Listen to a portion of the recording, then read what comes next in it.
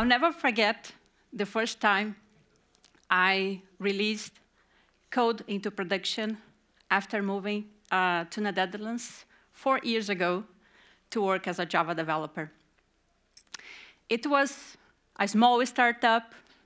We had strict deadlines. And my team, we were responsible to implement this data platform to transfer data to a third-party tool. And at home, I was dealing with a lot of things. I was busy dealing with the new renew contract. And we were very scared because my son, he was very new to the country and very small.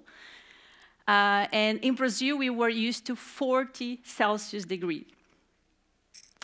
And outside of our apartment in Harlem, the temperature was like that.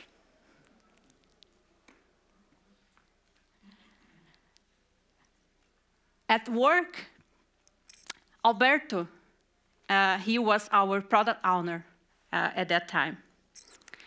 And he came to my desk and asked to me, "Hey, Fernanda, how's the deployment is going?"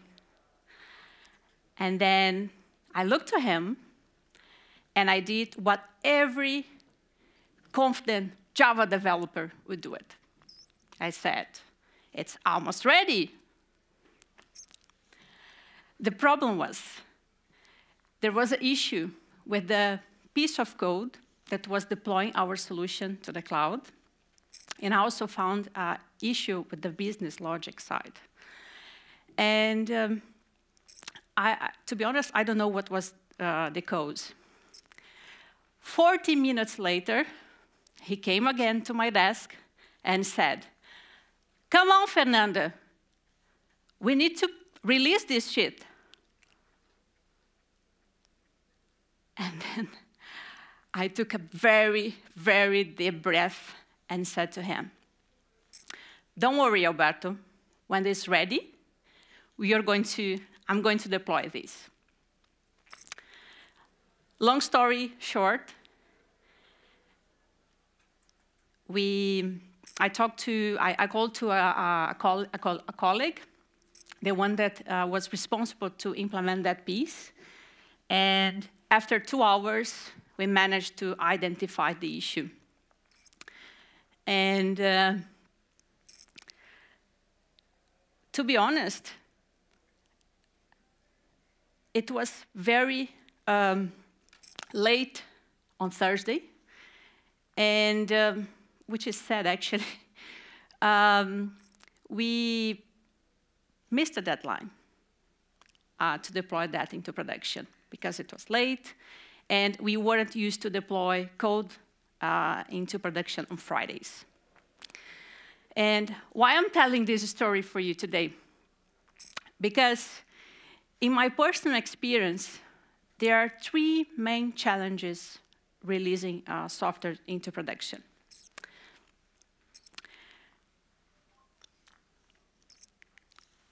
My name is Fernanda, and I'm going to explain to you how can a release and infrastructure as code with Java can help you with that. Let's see the challenges releasing software. It's very hard to work in a company where you don't have to release software quickly to validate a business concept, right? So you have to be fast to deliver that to the market. And let's be very honest here. As a Java developers, there are so many tools for us to learn.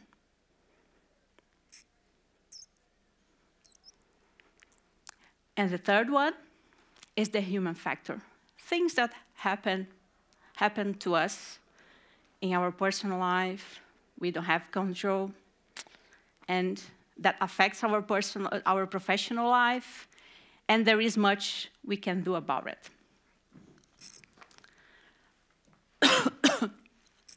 This is why you see companies using DevOps, right? And by the way, this is my definition, because if you look into the internet, you may find 50 people describing their definition for DevOps. So for me, it's really the combination of tools, philosophies, practices, and this culture to better build software and serve customers.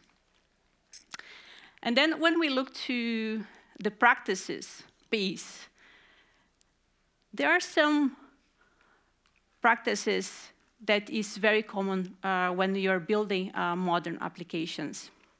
You see developers using blue-green deployment, but what exactly is blue-green deployment? It's basically, in this case here, we have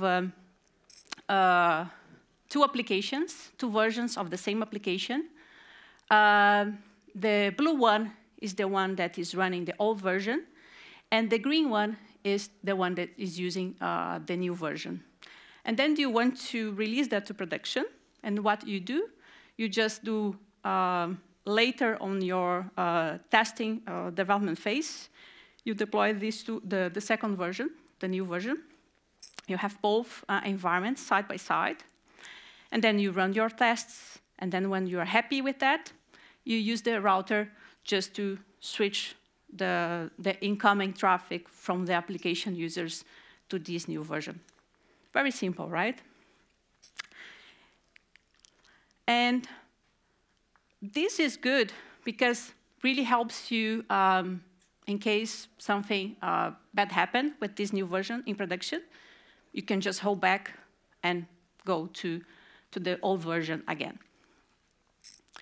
And when everything is okay, nothing bad happened into production, you can just discontinue the old version.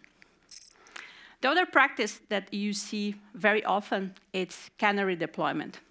It's a very other common practice where do you start by releasing the new version for a specific time window to users, just to a percentage to these users. And then if everything is okay, then you can just switch the whole version to production. What's the main difference between canary release and blue-green deployment? It's because you can gain that confidence in production that your new version is working. So if you want to know much more about these differences between these two strategies, of course there are more, I recommend you to check this QR code here.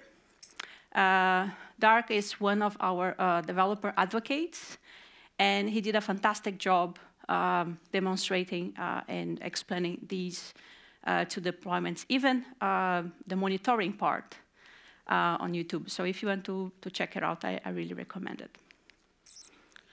The other thing that is very common is to use infrastructure as code.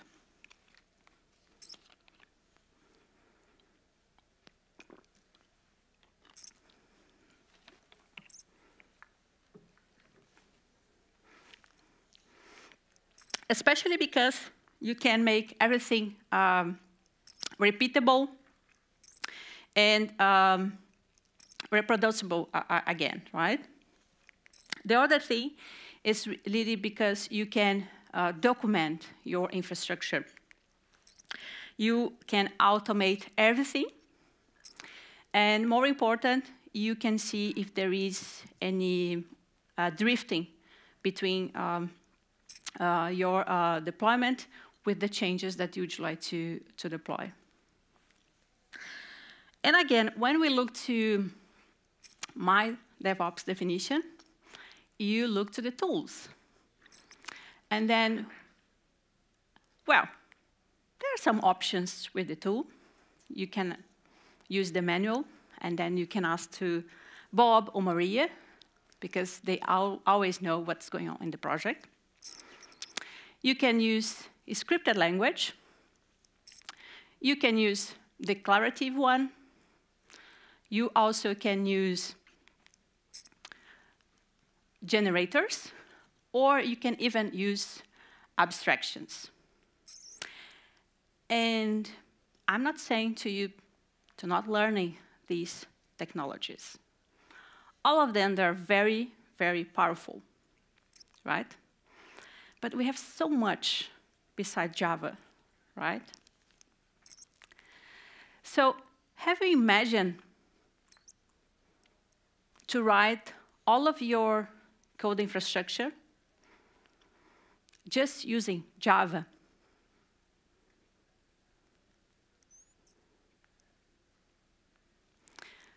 AWS has a service called AWS CDK, which stands for Cloud Development Kit.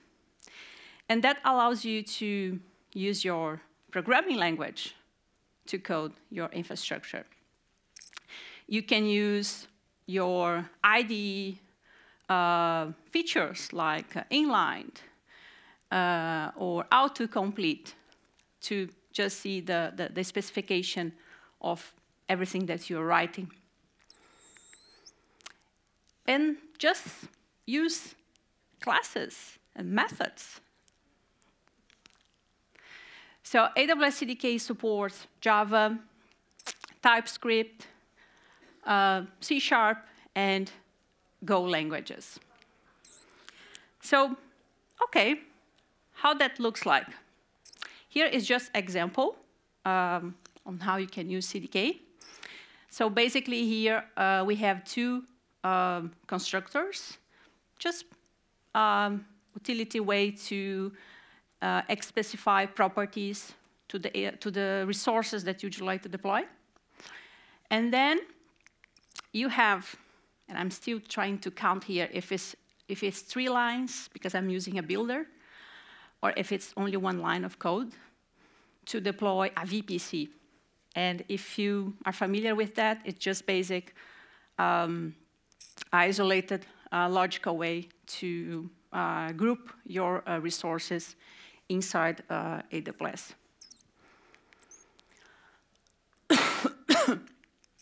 What are the main components of CDK?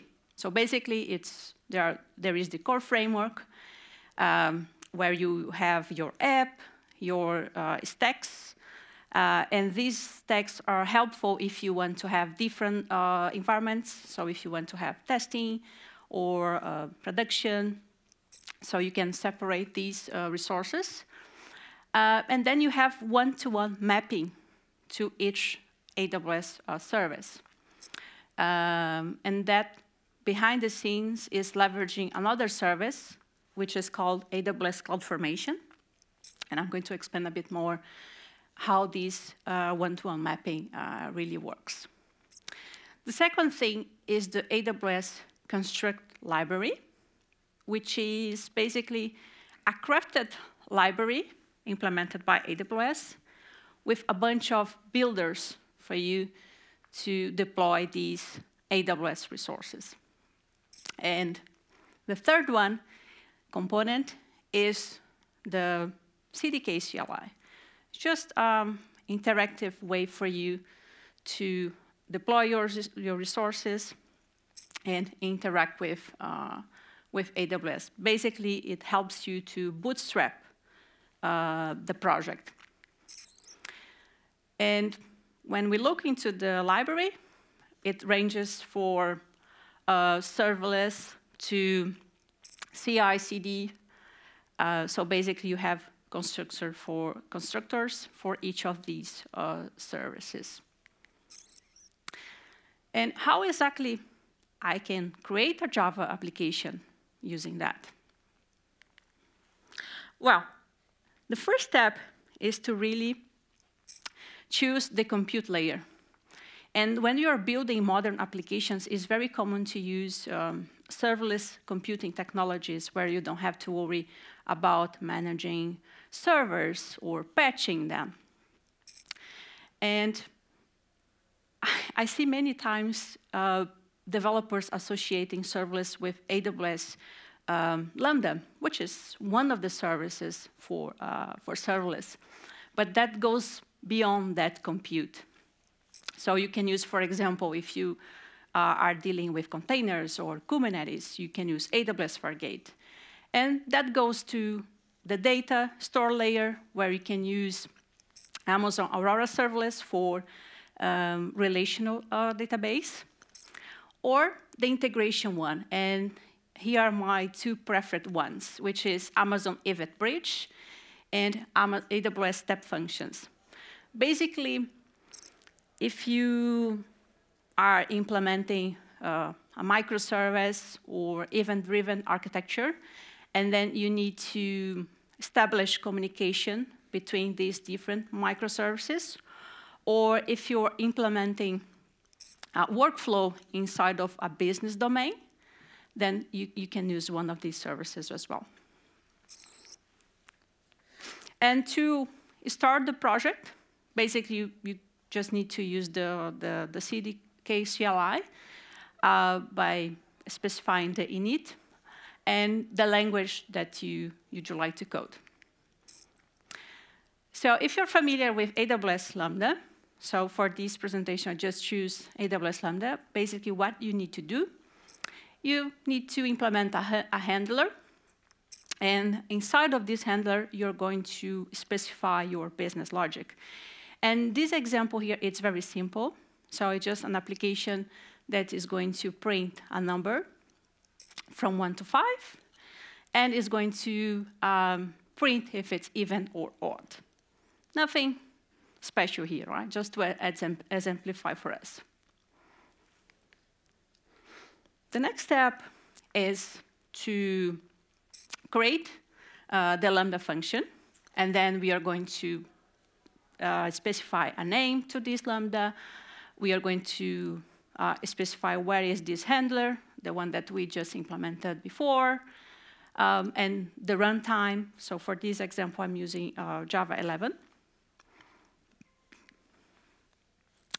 And to better manage the release of this function, we are going to use AWS version and alias, just to tag our function to a specific version that we are working with.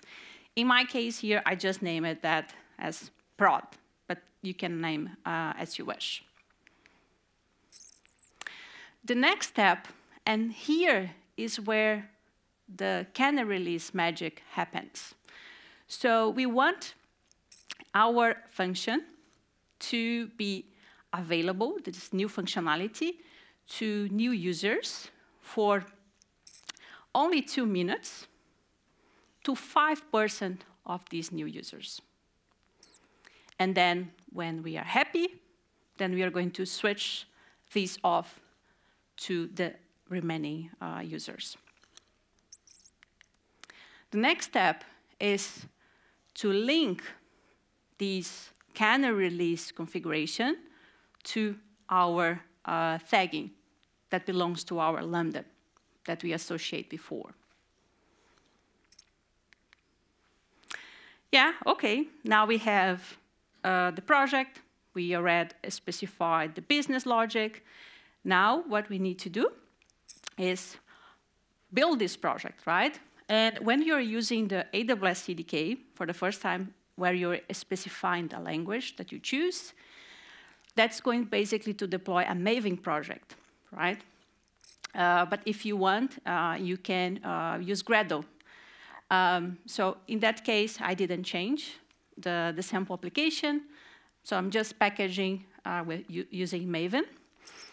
And as I said, the framework do this mapping for us to the code that we are writing that belongs to our Lambda to the specific asset, the one that it's mapped to AWS CloudFormation. And if you want to see what are these resources, then you can use CDK synth. That basic is the command that is going to translate all of this Java piece of functionality that we wrote to the language that Amazon CloudFormation understands. So this is optional. It's only if you're curious to see how that looks like. And the next step is to check these changes, right? So I want to see if it's going to deploy my Lambda and what else is going to deploy for me. So then you can use the CDK diff. It's also an optional command. So basically here you can see that it's deploying the Lambda, IAM role that is going to just give permissions to my Lambda. It's deploying the version and the alias, and is deploying also another service, which is the one that is handling these Canary deploys for us, which is Code Deploy. Code Deploy helps with that.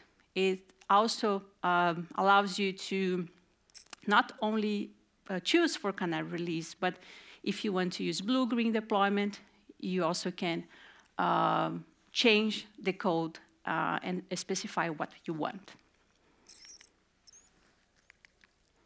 So, and the next step, okay, is really to push these changes. And you can do that by using the CDK deploy command, using just the CLI again. Yeah, and depending on the resources that you're deploying, then you can see how long it's going to take. So this is just an example if I'm deploying just the Lambda, as I did before, I explained before. And when we look to the CDK workflow, what are these components? So basically is this app where you have your source code with the AWS cloud resources, and if you have another jar file where is your logic, so everything is packaged together, you can modularize them if you want, so it's up to you. And that what's going to do is going to translate to these templates for AWS CloudFormation, and that's going to be mapped to a stack that can be a production or dev or test environment. It's as you wish. And everything here using object-oriented object language, just loops, conditions, right? And what are the levels of these constructors in the AWS CDK library?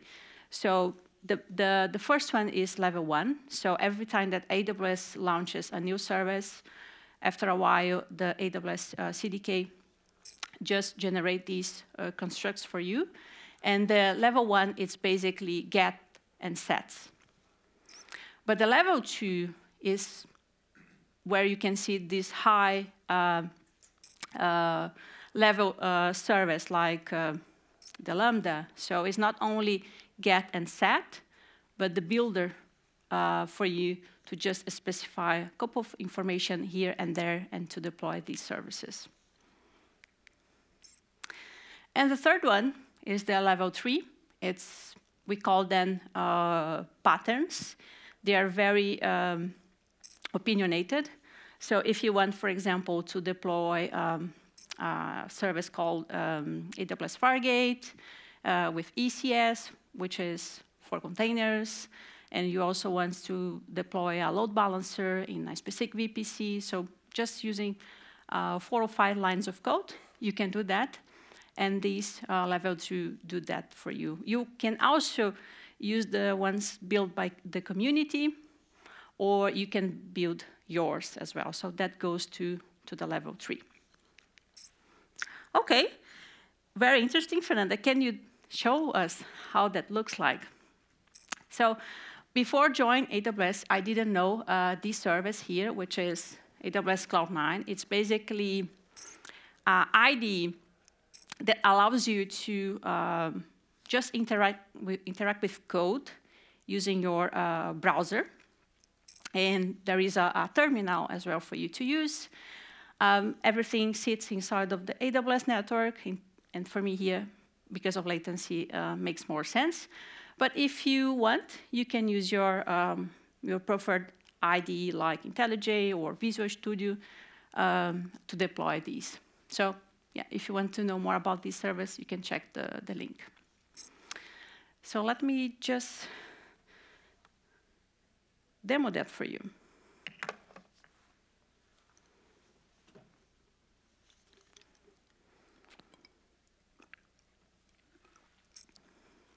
So I have here a pre-baked environment.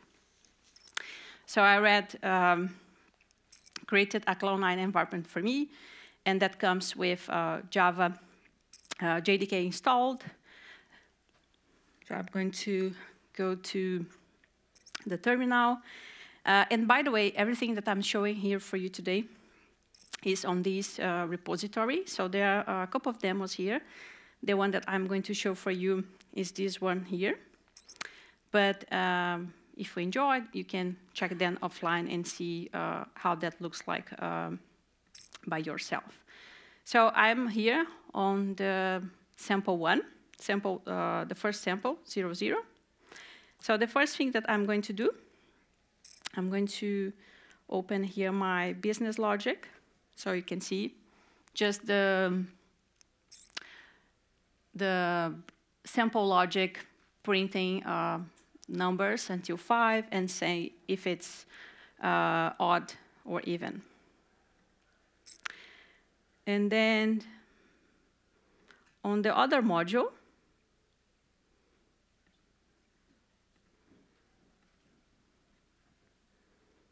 I have 2 classes. So this is the one that just works as an entry point to my application. Just do the sync for me. And the second class is where I have the function, as I showed to you before, where I have version, alias, and where I have my Canary release configured, and the association with the alias and with the version.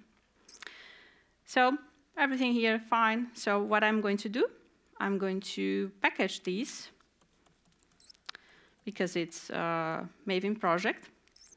So while this is packaging for us,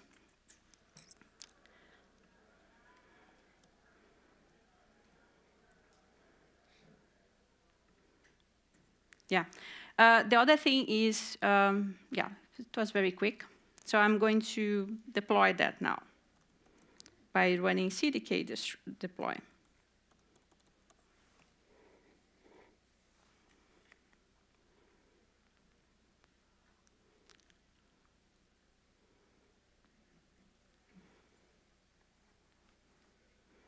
And then the CDK CLI is going to ask to me because, as you can see, I have everything on my hands. So I can give power to people, including create IAM roles, right? And you know how powerful they are in the organization. So the CLI CDK is just asking to me, are you sure that you want to deploy these? Yes, I am sure. So what's going to happen, it's going to start a CloudFormation sync behind the scene, and then is going to handle to CloudFormation just to deploy all of the resources for me. So if I'm going to my console, I'll be able to see a stack that is being created. And then if I want to inspect, I can go to resources. And that was very quick, I think.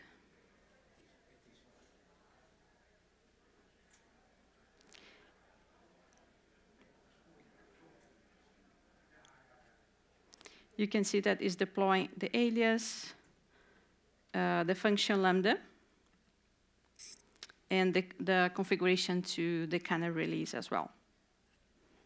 Let's go back to the command line, still finishing up.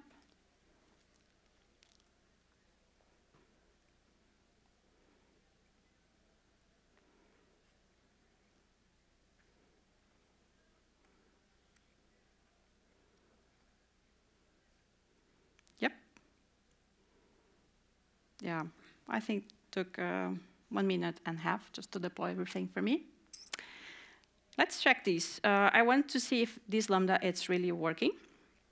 So what I'm going to do, I'm going to use the AWS CLI that is installed in this Cloud9 environment for me, so I don't need to install.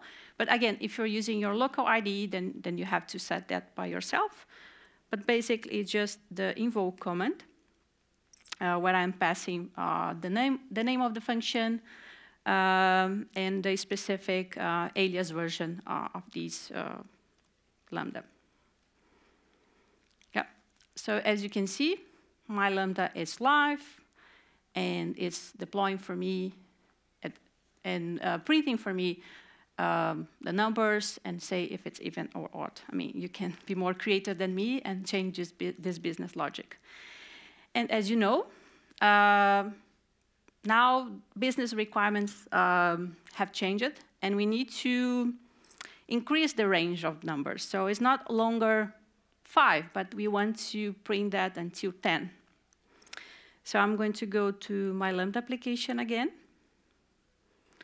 I'm going to change that to include 10. And if you are familiar with Visual Studio, you have to save your files every time that you change. Or if you're using IntelliJ, you don't need to do that. With Cloud9, you have to save, so don't forget to do that. So it's saved. What I'm going to do now, I'm going to package again.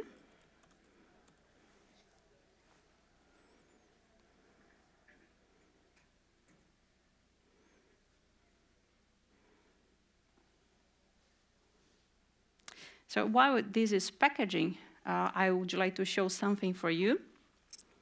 Let's see. Yeah, you can see the tests piece here, right? So if I want to do unit test, just to validate if I'm just deploying a Lambda, the configuration that I'm passing to this Lambda, so I can do that as well. OK, the building was quick. Let's deploy that.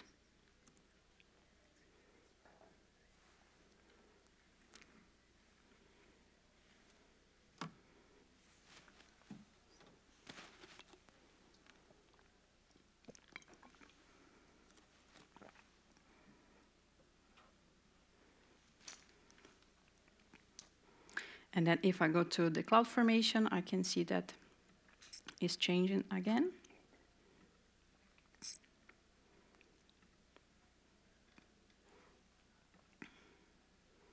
Yeah, now it's updating my resources. And what I can do, I can go to the AWS code deploy,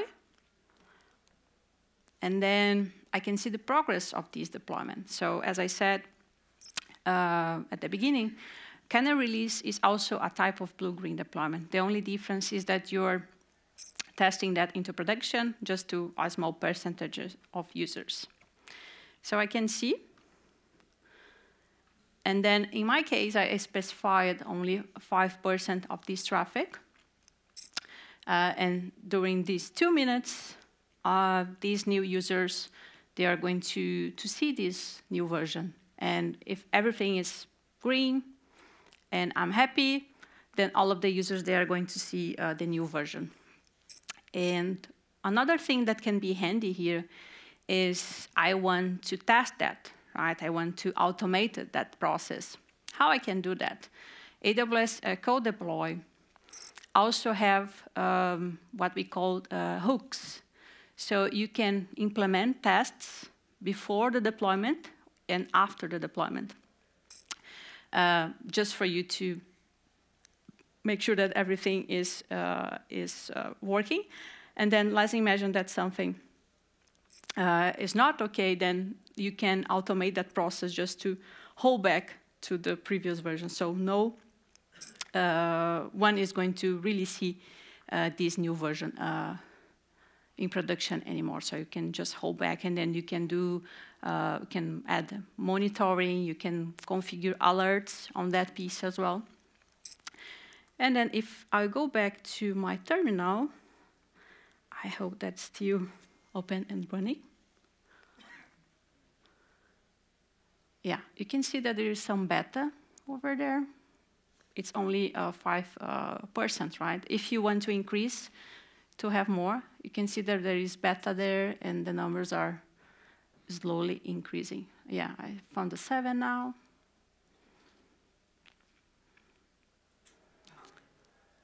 Yeah. Seems that everything went successfully, and now everything is on the version green.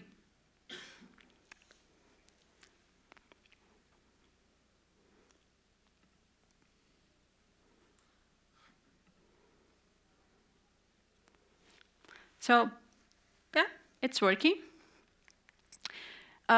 If you want to play with this demo, one thing that is useful to do, just to not incur in costs, then it's handy to just destroy this environment, and you can do that using CDK destroy.